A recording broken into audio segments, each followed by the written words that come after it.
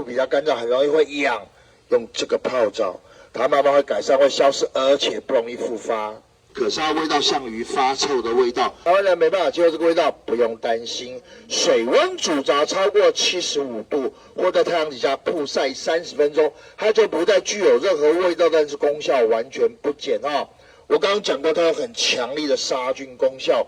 不管你是朋友家有种鱼腥草，你家把它来煮茶喝，或者是我们这边买的茶包，煮完泡完以后，这个材料你不要扔掉哦，把它收集起来，用太阳再一次晒干。